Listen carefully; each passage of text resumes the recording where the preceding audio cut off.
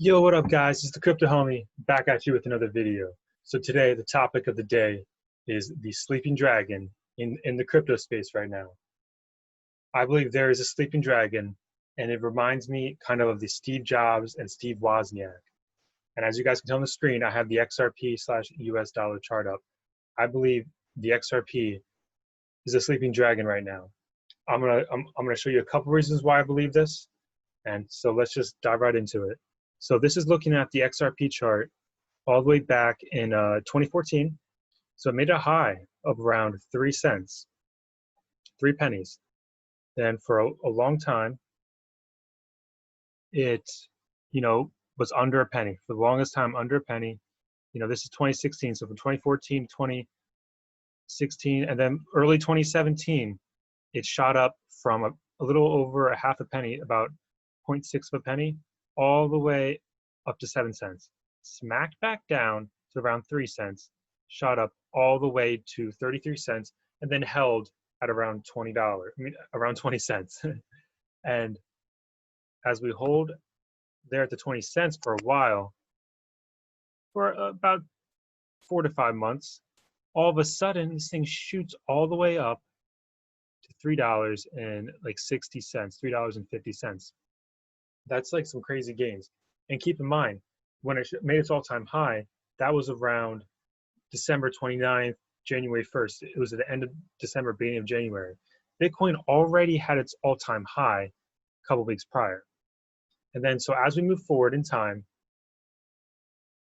right here, this is our all-time high of $3.50, depending on what exchange you're looking at.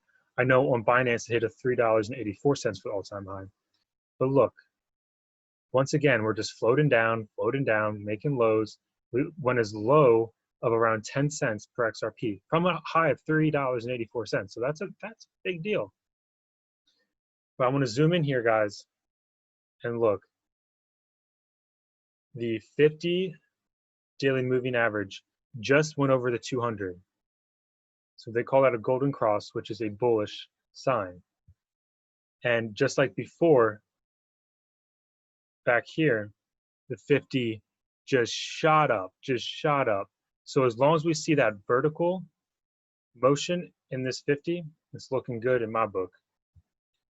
It looks like we're going to hold support at this 30 cents, 28 cents area. We'll probably play there for a little bit. And then we could possibly shoot up, 50 cents, 80 cents, somewhere in that region.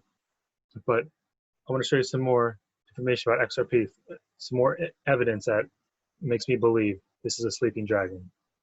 So today, Brad Garlinghouse, which, to step back a second, Brad Garlinghouse is the CEO of Ripple, and Ripple does not, they're a company that is utilizing the XRP coin for remittances and other banking solutions. So, mainly cross-border payments. They're trying to solve real-world problems. So he tweets out something today because there's a little bit of FUD, the fear, uncertainty, and doubt about XRP and Ripple. So he says, "My favorite skeptics are active today. Ripple has absolutely no plans to reset our strategy using XRP to solve a real-world $10 trillion problem like cross-border payments is working." So that's the first part of his tweet. And that's because he tagged this article that was called "With 16 billion in cryptocurrency, Ripple attempts a reset." So for some reason, there's a lot of hate with XRP. It must be because people think XRP is owned all by Ripple, and there's a lot of misconceptions, a lot of FUD that's in the XRP area. But just think about this for a second. $10 trillion problem. I mean, that's hard to comprehend how much $10 trillion is. The $10 trillion problem is massive. You're saying if they only fix like 5%, 10%, 20% of the problem, you're still talking this coin is going to go up tremendously. It's just going to go up a lot. So continuing on with his tweet, and then he says, "I'll let the data speak for itself. ODL, the product that uses XRP, has accounted for more than," he actually corrected himself and said 2 million in transactions since its launch.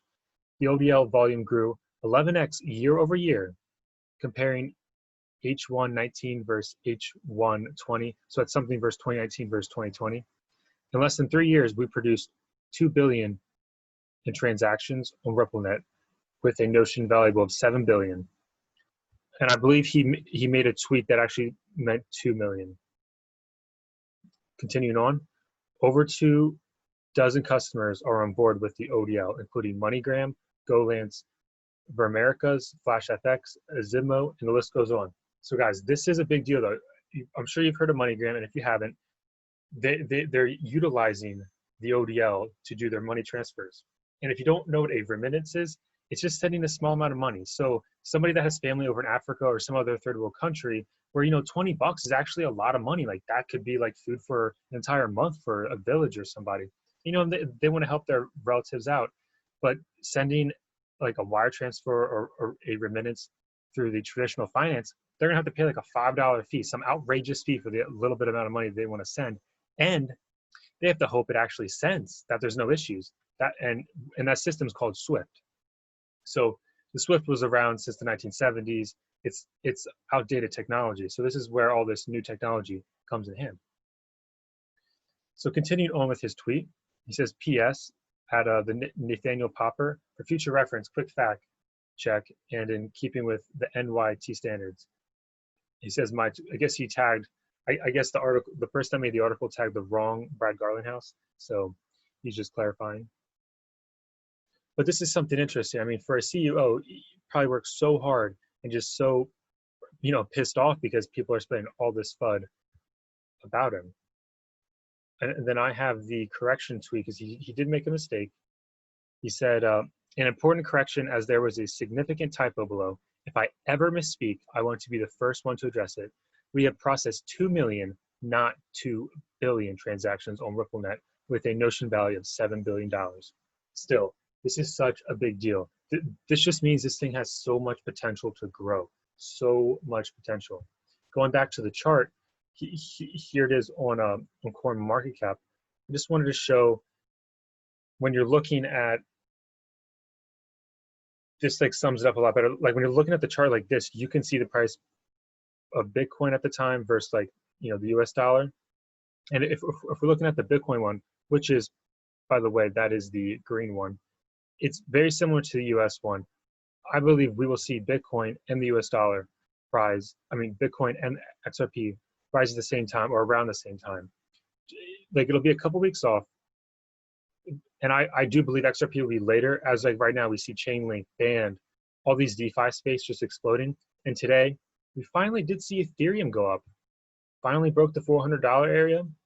And if I recall correctly, there is not much resistance from the 400 to about the $700 to $900 area. This is this is Ethereum. Look at that just move going up. I mean, we could see this thing all-time highs, $1,400 in the near weeks or months. I believe the same thing with XRP, the same thing with Bitcoin, and pretty much all the other currencies. We'll see, like I mentioned earlier today, if this triangle plays out, the ascending triangle, we'll see if it breaks 12K. Right now we're at 11,750. So we'll see if that plays out. But just going back to the Brad Garlinghouse, Ripple, XRP stuff. So, you have Steve Jobs and Wozniak. They were a great team. It looks like Brad Garlinghouse and David Schwartz. Let's pull him up real quick. He also goes by @JoelKatz. They just remind me of the same duo, the same people. So that's just a personal opinion. But I mean, when you do your own research, make your own decision about XRP or anything you invest in, and it's on you. All right, guys, I just wanted to leave you with that today. Hope you guys enjoyed the video. As always, this is not financial advice, just for pure entertainment. Invest at your own risk. And I'd like to thank you for watching today's video. Smash the like button if you liked it and subscribe for more content. The Crypto Homie is signing out.